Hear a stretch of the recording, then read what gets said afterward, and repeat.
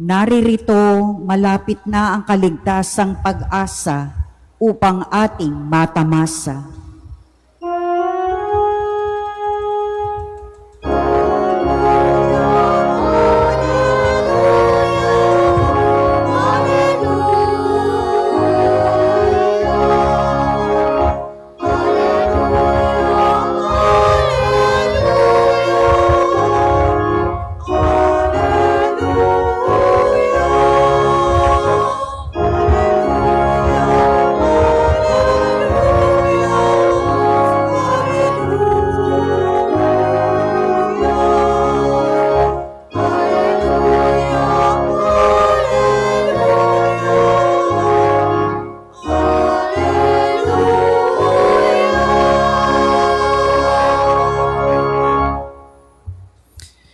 Sumainyo ang Panginoon. At sumaiyo rin. Ang mabuting balita ng Panginoon ayon kay San Lucas. Papuri sa iyo, Panginoon.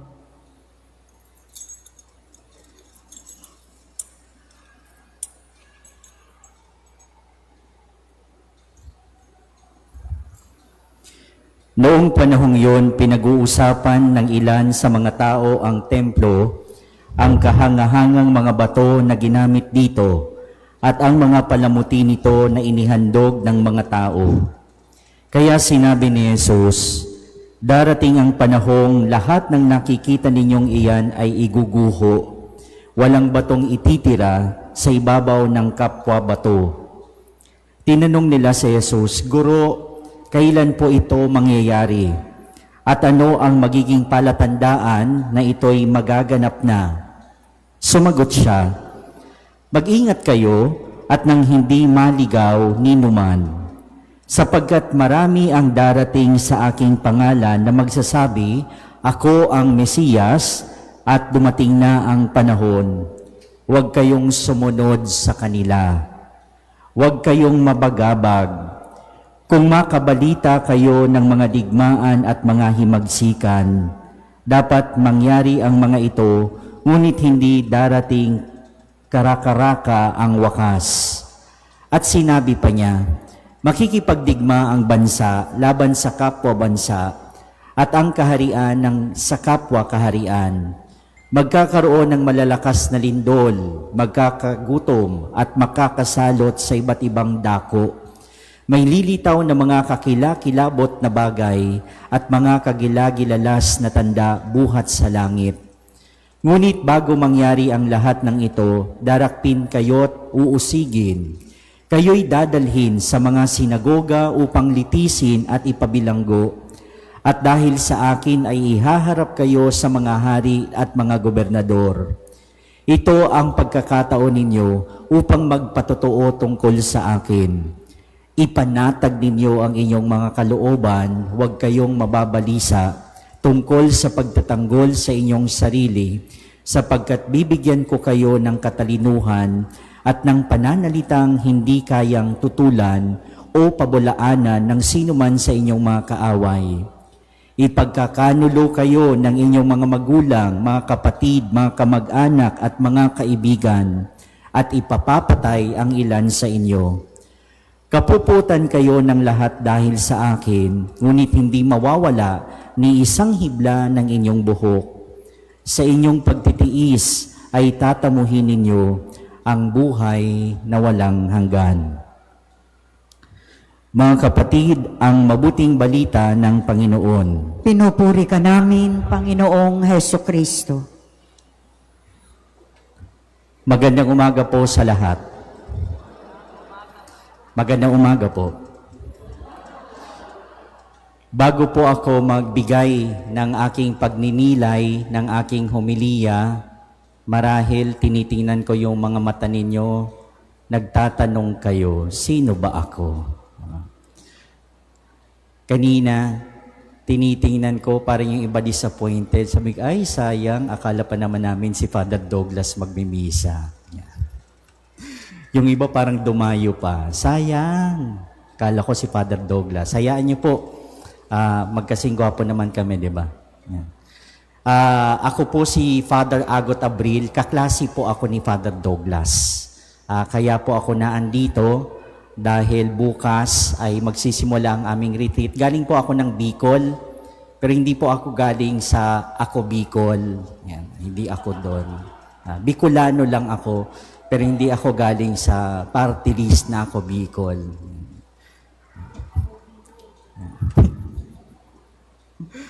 Galing po ako sa diocese ng Legazpi. Yan, sa diocese ng Legazpi.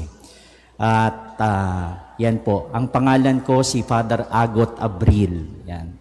Pero yung totoong pangalan ko, mas madali ninyong maaalala yon. Kasi ang buong pangalan ko, Father Augusto O. Abril. Yan, parehong buwan. Kaya madali nyo maaalala yon.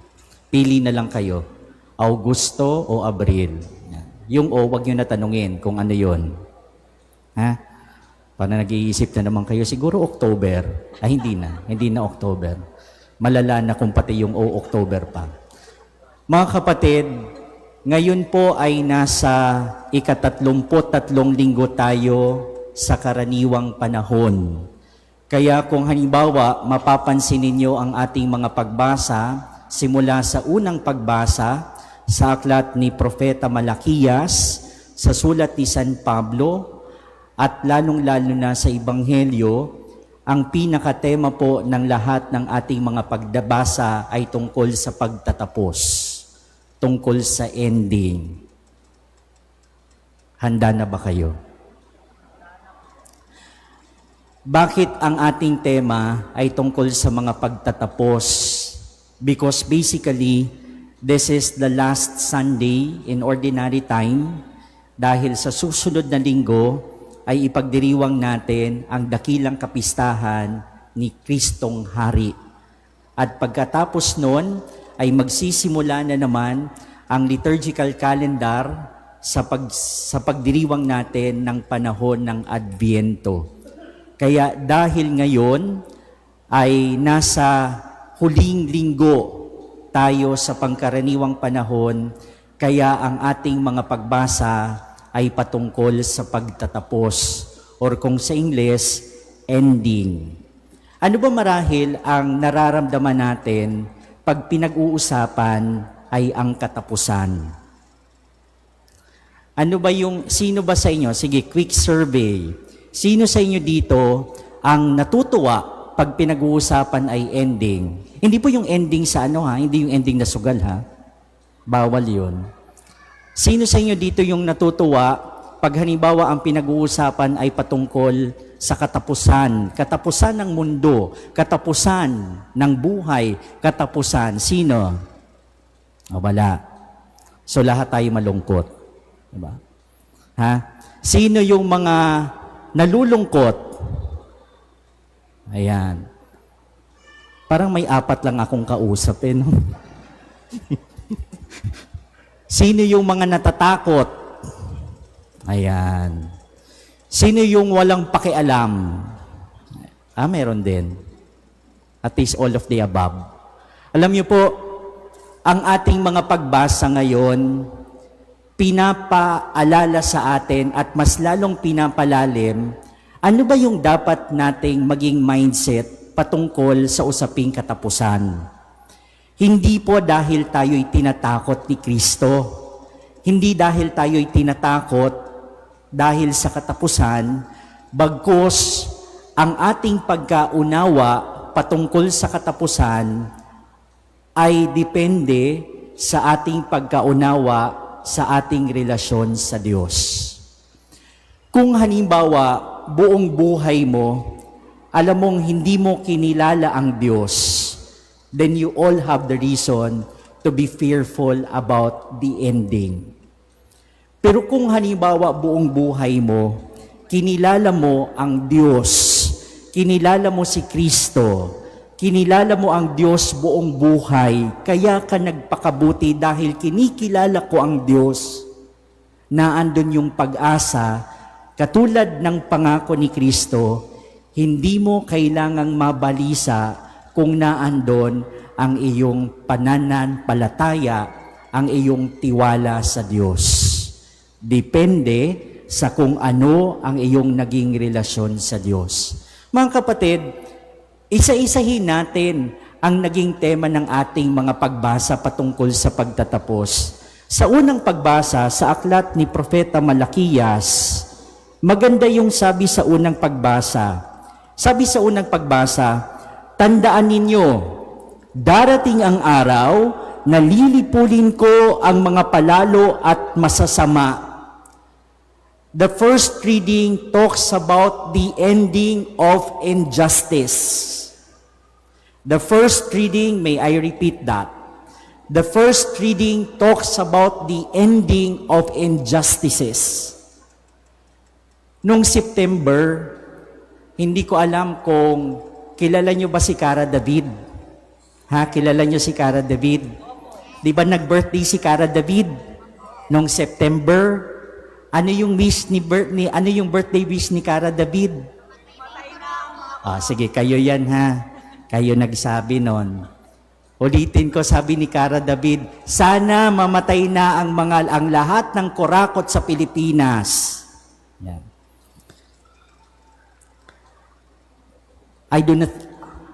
I don't think if that was a joke.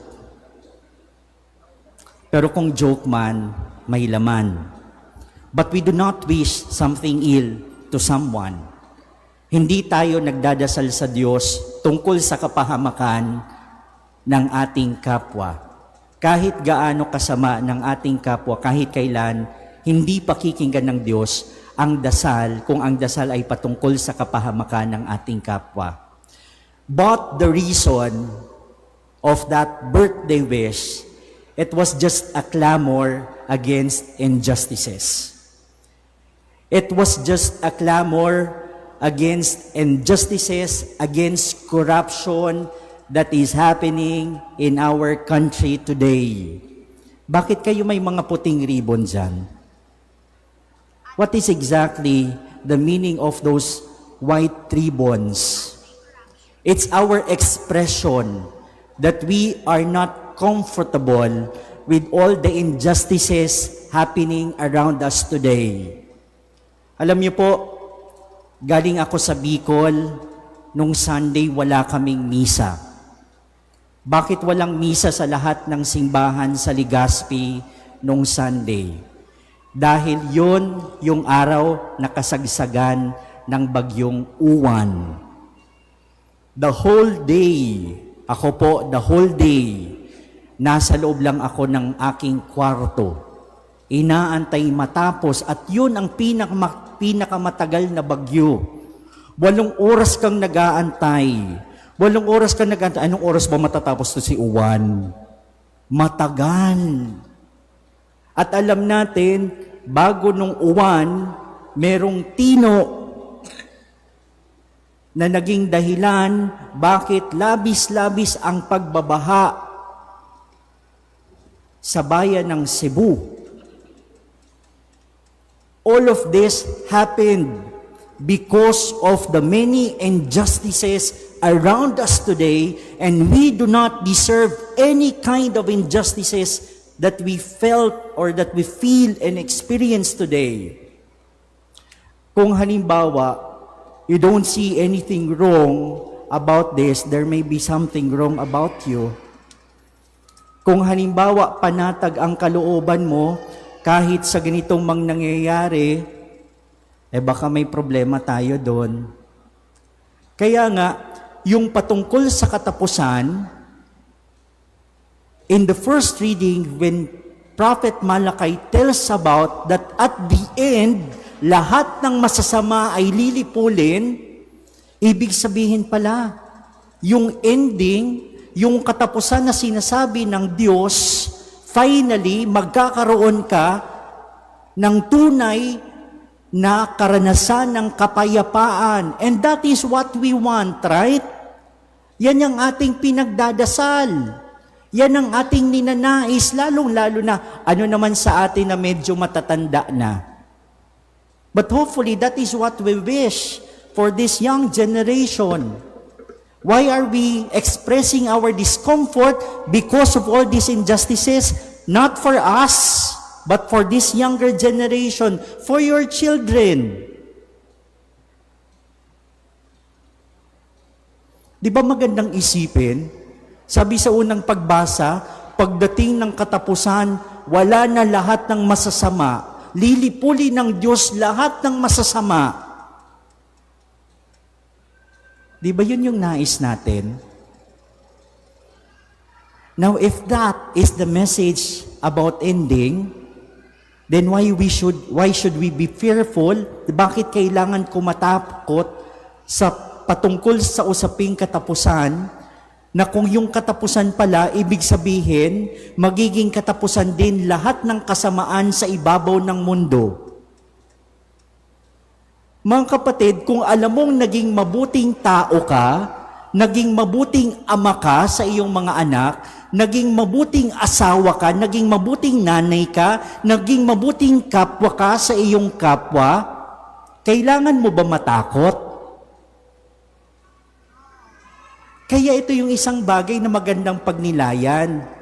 Bakit ako natatakot? Bakit kailangan kong mabalisa? Alam na yung sagot. Baka dahil hindi maganda yung iyong naging relasyon sa iyong kapwa. Kasi ang pangako sa unang pagbasa, lahat ng mabubuti matitira. Lahat ng magaganda ang kalooban, matitira. Tingnan nyo nga yung mga katabi nyo. Matitira kaya yan? Diba? Kaya ito yung, hindi tayo tinatakot ng ating mga pagbasa, bagkus pinapaalala sa atin, bakit kailangan kong hindi matakot? At sa ikalawang pagbasa, yan din ang sinasabi at paalala ni San Pablo sa kanyang sulat sa mga taga-Tesalonika. Sabi ni San Pablo sa mga taga-Tesalonika, tama na yung katamaran. Tama na yung wala kang ginagawa. Tama na yung ugali, yung mindset na huwan tamad. Na nag-aantay ka na lang kung ano yung dadating sa iyong buhay. Sabi ni San Pablo, tama na. Kailangan nakikita kang nagtatrabaho. Bago dumating ang Diyos, kailangan nakikita kang meron kang ginagawa. Hindi pwedeng tatamad-tamad ka. Kailangan meron tayong ginagawa. At lalong-lalo na ang pinakapunto ni San Pablo sa ikalawang pagbasa, na habang nag-aantay tayo sa muling pagdating ni Kristo, sa muling pagdating ng Diyos, habang nag-aantay tayo sa pagdating ng katapusan, sana nakikita kang meron kang ginagawa. Sana hindi ka maabutang natutulog. Ang paunawa at paalala ni San Pablo, sana nakikita tayong gumagawa ng kabutihan para mas lalo tayong hindi makakuha ng anumang punto ng pagkatakot sa ating puso dahil alam mong buong buhay mo, gumawa ka ng kabutihan sa iyong kapwa. Hindi ka nag-antay lang na merong magpapakain sa iyo. Kailangan nagtatrabaho ka, meron kang ginagawa.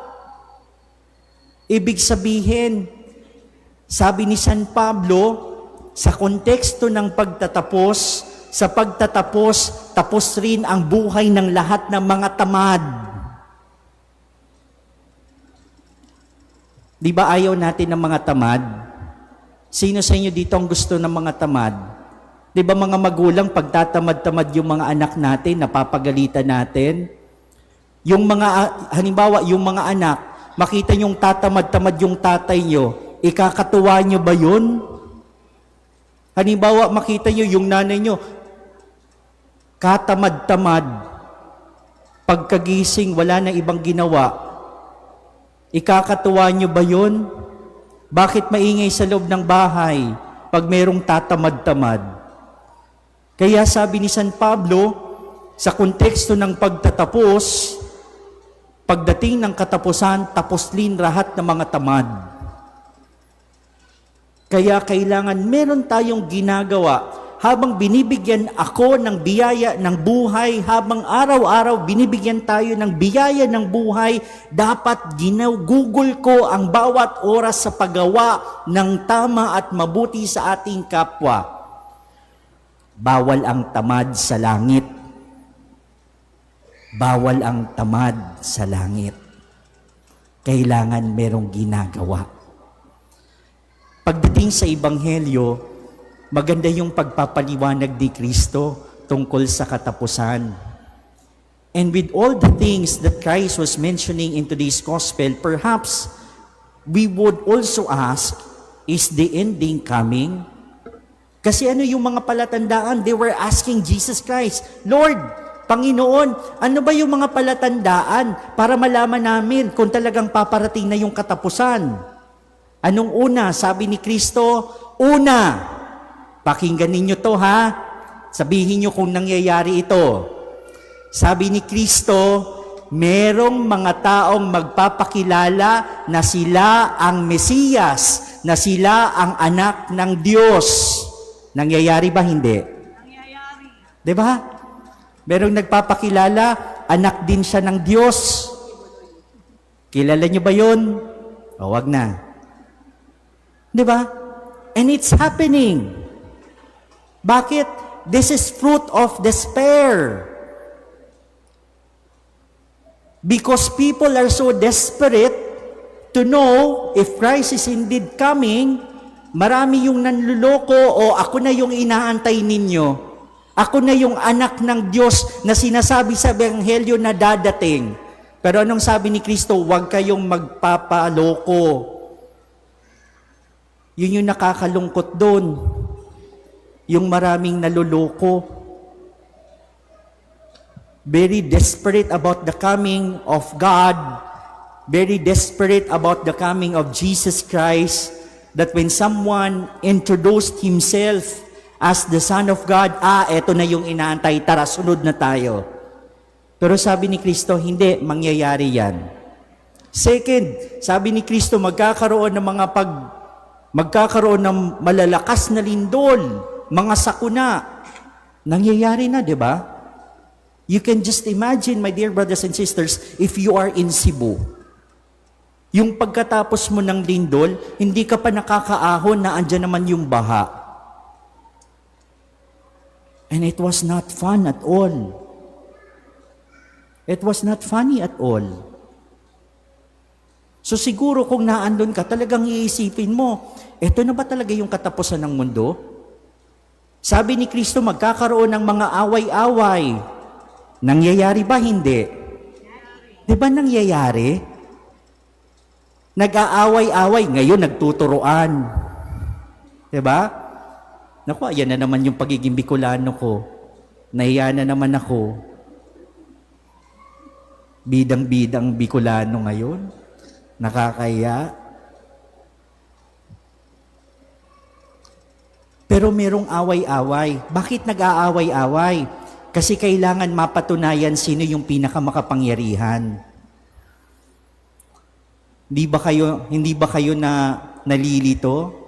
Mga magnanakaw, nagtuturoan ng kapwa magnanakaw. Diba? Parang, di ba pag nagturo ka, may babalik na tatlo? No? Ayun yung magnanakaw. Tinuro ka, tatlong beses kang tinuro, ay magnanakaw ka din. Diba? Pero bakit merong away-away? Because someone has to prove, I am the most powerful.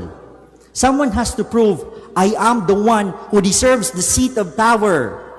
Bakit kailangan magpatalbugan? Because I have to prove that I am the strongest amongst all. I am the greatest amongst all. Kaya may away-away. Pero sabi ni Kristo, kahit yun, kailangan mangyari yun.